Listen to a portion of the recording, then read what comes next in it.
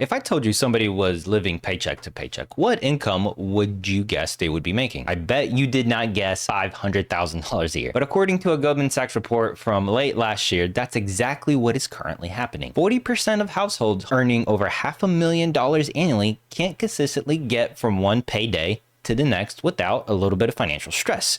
Even stranger is fewer than 1/3 of them said they were regularly contributing to things like retirement savings or even paying down debt. These aren't people who just got lucky once and burned through a huge windfall of money. These are doctors, lawyers, tech executives, and finance professionals with stable, recurring high income. And somehow that's not enough. Easy explanation would be that they're just irresponsible with their money. And sure, some of them probably are, but when 40% of a population shows the same symptom, it's probably not an individual failure. There's probably something structural going on. So what's changed? How did we build an economy where 10 times the median income still leaves people scrambling?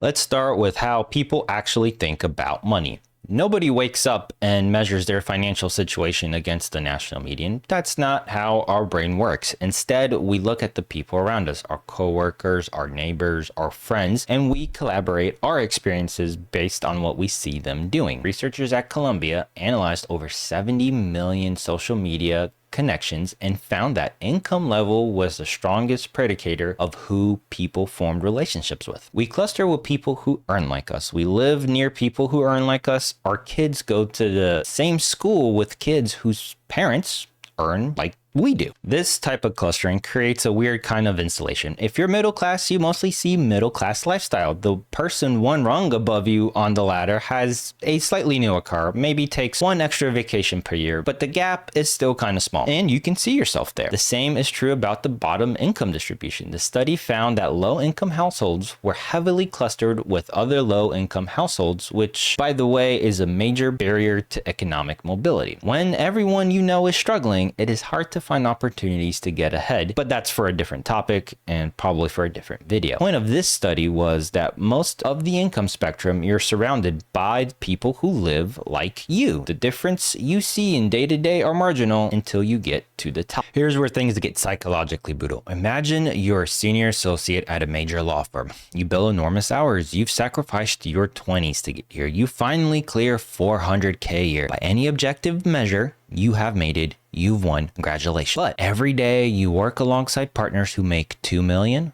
5 million, or even 10 million. To these people, you're basically just an intern with a nicer title. These partners then have clients who make them also look poor. Family offices managing hundreds of millions of dollars, founders worth billions. And when these billionaires attend the same conferences or charity galas, they're standing next to people who are easily worth 10 times over what they are. This dynamic exists almost nowhere else in the economy. A mechanic doesn't work next to somebody making 50 times their salary. An accountant at a mid-sized firm doesn't share an elevator with a billionaire. But if you work in private equity, venture capital, or at big law, extreme wealth inequality is part of your daily environment. And it warps everything.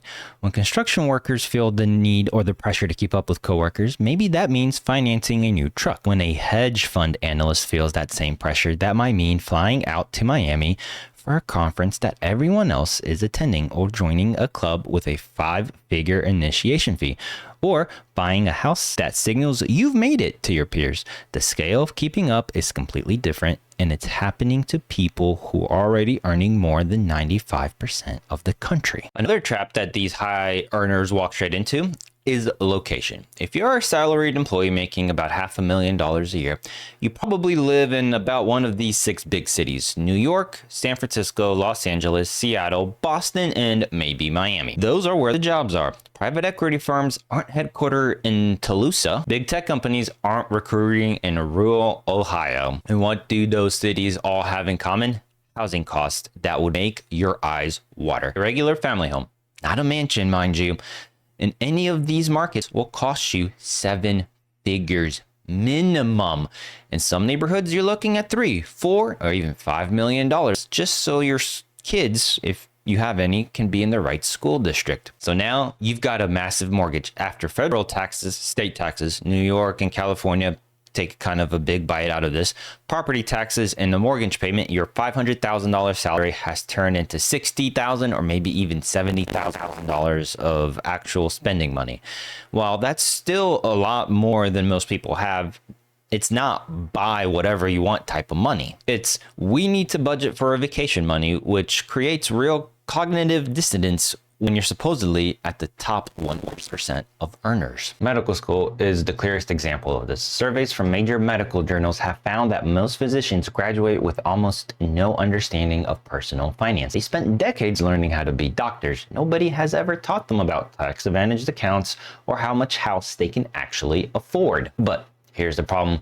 The moment they graduate, banks treat them like royalty. They have physician mortgages, products specifically designed to give doctors enormous loans with minimal down payments. Car dealerships know exactly when residents become attendings. Everyone is lined up to help them spend money they haven't even actually earned yet. And these graduates often feel like they've earned it. Years of delayed gratification, brutal residency, 6 figures of existing student loan. Surely now it's time to finally live well and live up a little bit. So they buy the house, they buy the car, they upgrade everything to match what their new income should be able to afford them. And on paper, they can handle the monthly payments, but they built a lifestyle with no margin for error. And they're not alone. This happens in law, consulting, tech, and even in finance. The competitive grind that gets people into high income roles doesn't teach them anything about managing the income once it arrives. And unlike people who build wealth slowly, they don't have years of practice making trade-offs. They go from broke to high income in one jump with all the financial firepower and none of the skills. At this point in the video, you might be thinking, okay, but why should I care about rich people problems? And that's a fair question. But here's the answer. The pressure on high income budget exists because everyone else has already been squeezed.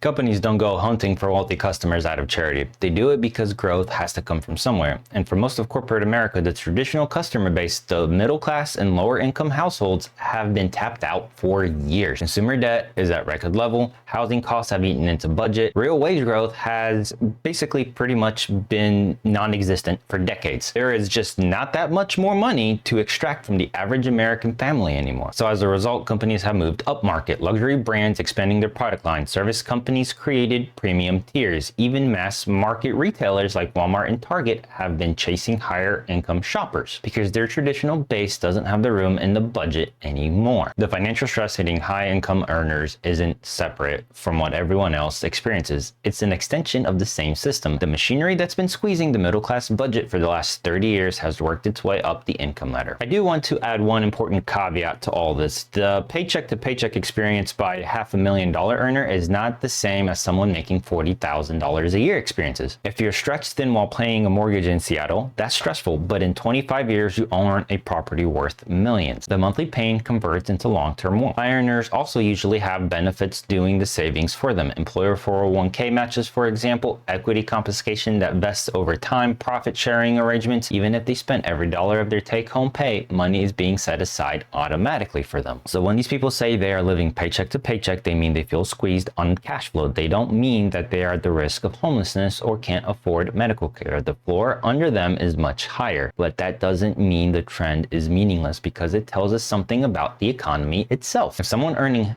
$500,000 can be stressed out about money, what hope does anyone else have? The answer, I think, is that income was never the full solution. We've been told our entire lives that the key to financial security is earning more, and obviously more money does help, and to pretend otherwise would be foolish, but we've also built an economy with an incredible number of mechanisms for separating people from their hard-earned income. Housing costs, healthcare costs, childcare costs, education costs, all these things have grown faster than wages. And beyond their essentials, there's an entire ecosystem of businesses competing to make you feel like you need to spend more to maintain your social position. The goalposts move constantly and they move for everyone. The only difference is which particular goalposts are you chasing. Understanding this doesn't solve anything directly, but it might change to how you think about your own situation. The feeling that you don't have enough, well, that's by design, and it doesn't go away the more you earn. It just finds a new way to follow you.